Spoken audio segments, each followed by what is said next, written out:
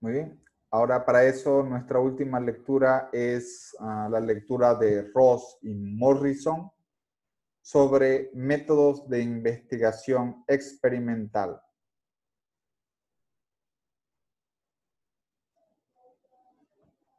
Cedemos la palabra, por favor, a aquellos que no hayan participado. Aquí tengo mis apuntes.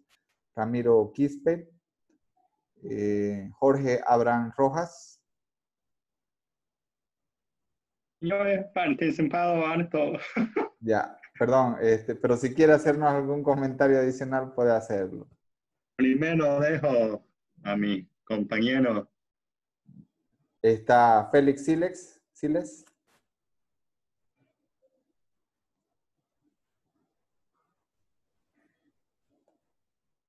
Ramiro Quispe.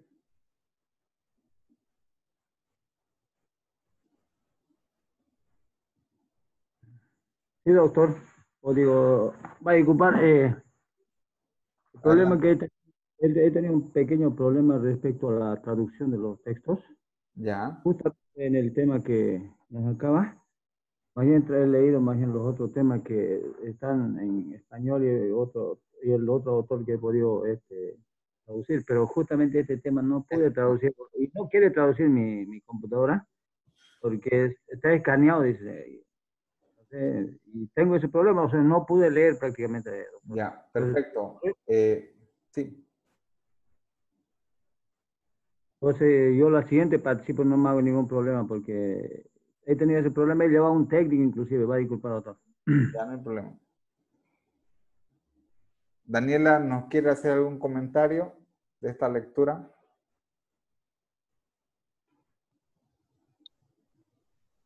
Doctor, Sí, ¿nos quiere hacer algún comentario? yo un poquito así, la introducción que estuve igual traduciendo, habla, ¿no es cierto?, de que la teoría de investigaciones, dice, logra tener un avance en relación a la validez interna y la validez externa. Pero claro, no tuve tiempo de leerme la primera parte, que se Ya. habló bastante de validez interna y externa, entonces no comprendí muy bien, pero menciona eso, ¿no? Que trata de hacer en la investigación experimental el efecto ambiental, dice, de la teoría de investigación se logra un mejor avance en la relación de validez interna y externa. También menciona el método constructivista, dice que hace el ajuste entre estos dos métodos tradicionales y las perspectivas de la actualidad. Menciona también, ahí empieza a describir ¿cómo se llama? El método experimental, las cuasi experimentales, las medidas repetidas, no sé si es así la traducción. Sí, Esa correcto. parte sí no logré entender, ¿no? Porque así sinceramente empiezan con el tema de fórmulas y ahí me pierdo, la verdad. No pude entender esa parte.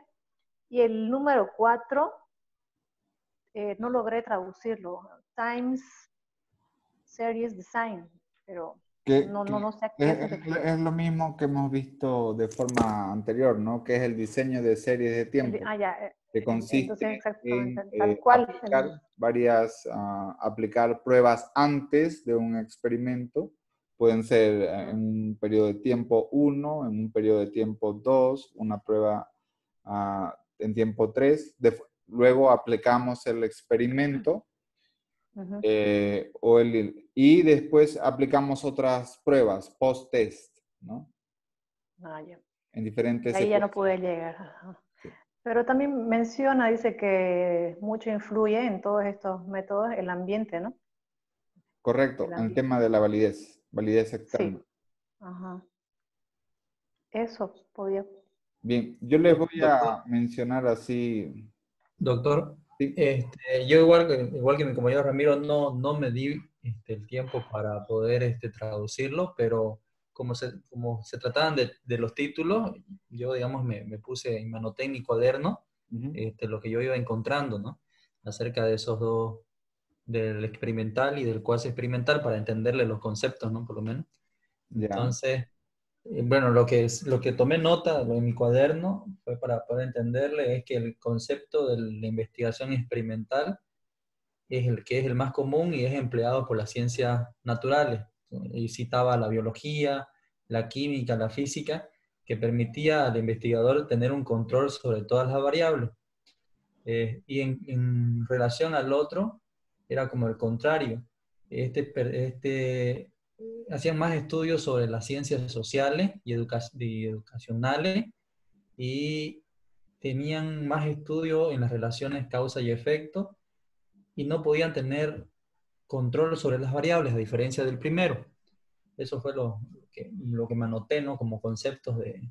Sí, hay que tener cuidado con lo que se investiga a veces en Internet, porque básicamente lo que nosotros aquí tratamos de proporcionar es lectura y sobre todo material de alta calidad, ¿no? Entonces hay que tener cuidado dónde se investiga o dónde se hacen las consultas.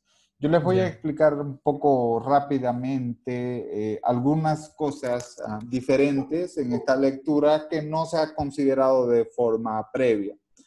En primer lugar, voy a mencionar de que en este documento, especialmente en la segunda parte, se hace énfasis en lo que es el uso y abuso de los experimentos. Y básicamente se toma como eje central los artículos que han sido publicados en una revista, en un journal que se llama Educational Technology Research and Development, que eso sería como educación tecnológica, investigación y desarrollo. Entonces, en primer lugar, aquí se hace una distinción de por qué el paradigma de diseño experimental es tan dominante. O sea, si comparamos varios diseños, experimental, cuasi experimental, o el trabajo de un solo grupo, ¿por qué?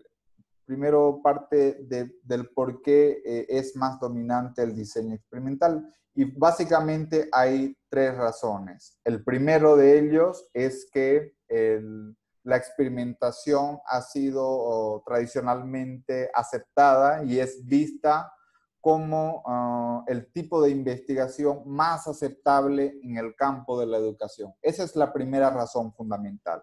Si ustedes le preguntan a cualquier académico, he realizado una investigación experimental en forma general, todos le van a decir es lo más aceptable que hay. En segundo, bajo este concepto, de igual forma hemos mencionado lo que es el supuesto filosófico positivista. ¿Qué significa el positivismo? Significa de que toda teoría o todo problema debe ser contrastado con resultados empíricos y por lo tanto debe irse a una realidad y ver si eso es cierto o no. Entonces, el experimento está diseñado de la lógica del positivismo. De igual manera, también se menciona que en términos del campo científico, la verificación estadística es el soporte empírico o no de nuestra hipótesis y por lo tanto el experimento es la vía para lograr el proceso de validación científica mediante análisis estadístico. Esto, desde luego, desde un punto de vista de investigación cuantitativa. Ese es un primer argumento. ¿Cuál es un segundo argumento? Un segundo argumento es que si hablamos que la ciencia se basa en publicaciones en journals especializados, especialmente en el área de educación, básicamente la mayor parte de los journals se orientan a aceptar artículos científicos con base en un diseño experimental. Entonces, ese es el segundo motivo. ¿Cuál es el tercer motivo? Dado los dos anteriores, por lo tanto, los investigadores tienen el incentivo para desarrollar sus investigaciones con base en el método experimental.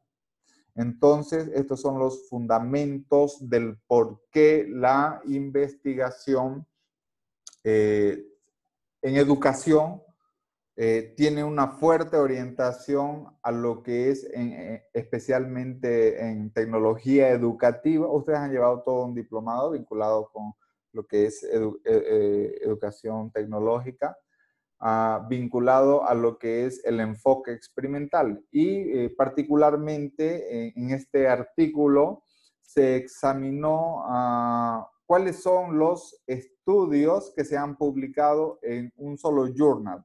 Les había mencionado el Journal Educational Technology, Research and Development, que eso es investigación tecnológica, investigación y desarrollo.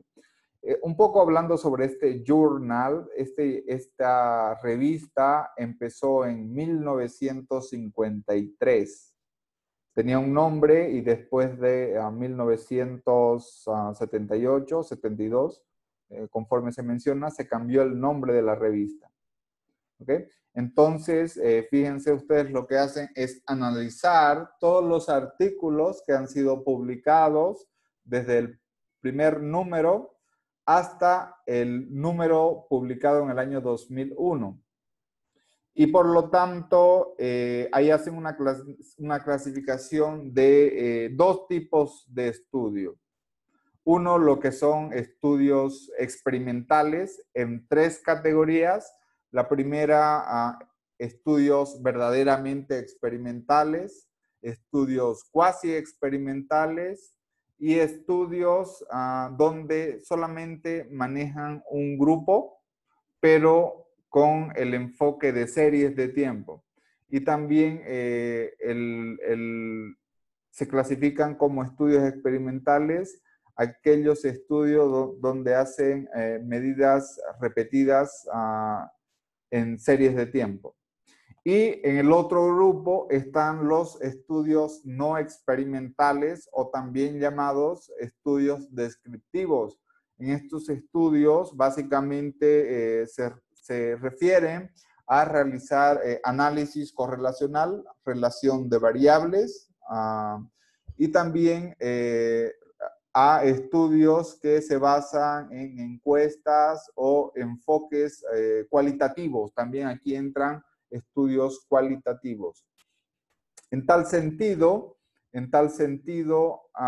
también se evalúan cuáles son los materiales utilizados y se clasifican de tres tipos. Estudios de contenido actual, en la cual básicamente el contenido actual significa la enseñanza de un curso en diferentes áreas donde son desarrolladas. Estudios de contenido realístico. ¿Qué significa eso? Se refiere a los medios potenciales que se podrían utilizar, que no necesariamente son los actuales, sino otras tecnologías de educación que serían deseables. Y finalmente también hay estudios que desarrollan materiales que son simulados. Simulados significa de que no son reales, pero que nos llevan a escenarios. Por ejemplo, en la agricultura se pueden desarrollar, no sé, situaciones, simulaciones de ciertos sembradíos, cosechas, etc. O igual forma en la ingeniería se pueden recrear edificios y una serie de materiales que no son reales, pero son simulados. Entonces existen esos tipos de materiales.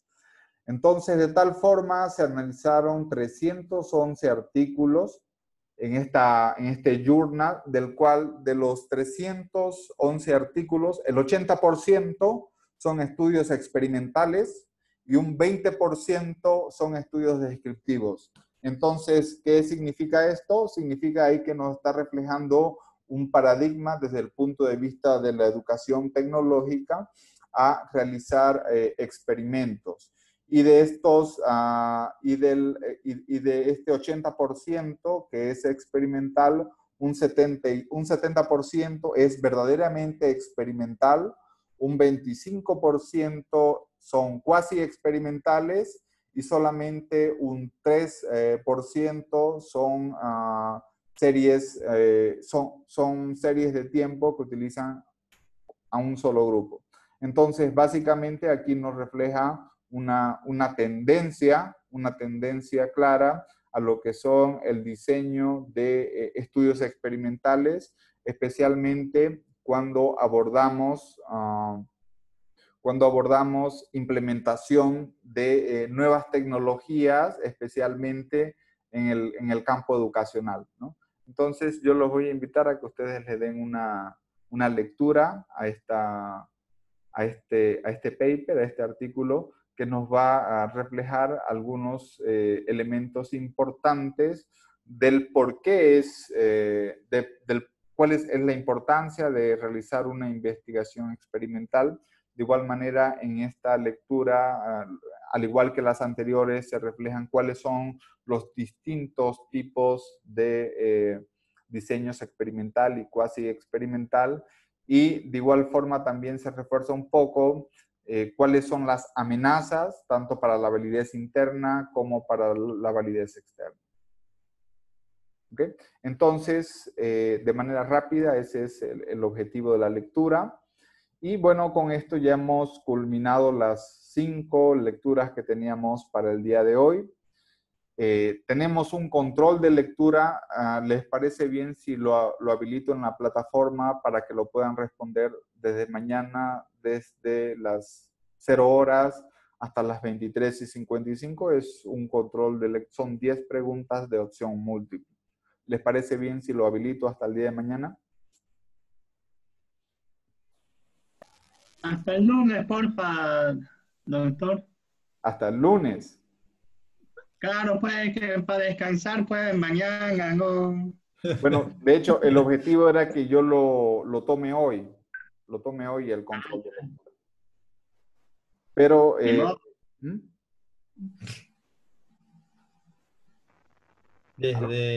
Habilítelo desde hoy hasta el lunes, doctor. Ya, lo vamos a habilitar desde mañana hasta el día lunes, ¿les parece? ¿Ya? Perfecto, Doctor, perfecto. una Por favor. consulta. Sí, ¿Es con una oportunidad o 0 oportunidades? es con una oportunidad. ¿O quieren 0 oportunidades? No, está bien. 2 Mejor intentos. 2 intentos. Ah, ya, súper. Bien, entonces, para culminar la sesión de hoy, vamos a ver qué es lo que tenemos para la siguiente sesión.